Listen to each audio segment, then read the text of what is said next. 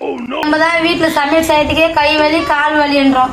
அந்த ஆள் பாவம் காலையில இருந்து நைட்டு வரைக்கும் மாடு மாதிரி உழைக்கிறாங்க. ஐயோ நம்ம மார்க்கெட்ல கண்டு பார்த்து சுபா கிட்ட சொல்ல நான் முன்னே வச்சிடும் போய் சொல்லணும் ஃபர்ஸ்ட் சுபா கிட்ட. அக்கா சுபா அக்கா என்ன பண்ணீர?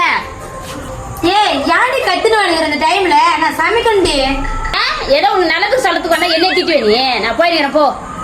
டே போவாது ஏதோ ஒன்று சொல்லிட்டு போடி. இல்லை நைட்டுக்கெல்லாம் தூங்க மாட்டேன் நானு. நான் சொல்ல கட்டிக்க மண்டை வச்சுட்டு தான் உங்ககிட்ட வந்தேன் சொல்லான்னு. நீ என்ன திட்டு நான் சொல்ல மாட்டேன் போ. டே வாடி சொல்லுவாடி. பக்கத்துல இருந்து இது கூட சொல்லிடா. எப்படி பஜாருக்கு போனக்கா சரி வெயில் தெரிஞ்சதுனால ஜூஸ் குடிக்கலான்னு போனக்கா. ஜூஸ் குடிக்கிறதுல உங்க வீட்டுக்கார பாத்துக்கா. அதுக்கு முன்னாடி இப்ப அவங்களும் வண்டி ஓட்டுறாங்கல்ல சில்லுன்னு ஜூஸ் குடிக்கலான்னு வந்திருப்பாங்க. வெயிலுக்கு ஜூஸ் குடிக்கிட்டு வந்தாங்களா? ஜூஸ் குடிக்கிட்டு வந்திருக்காங்க. ஆனா ஒரே ஜூஸ் வாங்கி ஸ்டார் போட்டு 2 பேர் இருந்தாங்க. அதுவும் ஒரு பொண்ணு. எங்க வீட்டுக்கார ராவும் அவ்வளவு கஷ்டப்பட்டுக்கிறாங்க. எங்களுக்கே பஜாருக்கு கொண்டு ஒரு ஜூஸ் வாங்கி கொடுக்க மாட்டாங்க. அது எங்க வீட்டுக்கார இருக்காதுடி. அக்கா உங்களை எனக்கு 8 வருஷமா தெரியலக்கா. உங்க வீட்டுக்கார யாருன்னு எனக்கு தெரியாதா? அந்த ஆளை எங்க அப்பா அம்மா விட அதிகமா நம்பண்டி. மழை போல நம்பண்டி. இந்த மாதிரி பண்ணுவான் நான் எதிரே பாக்கலடி. மழை போல நம்பினாலும் இனிமேல நான் உசார பாத்துக்கா. நான் போயிட்டு வரேன் வீட்டுல வேலை இருக்குது.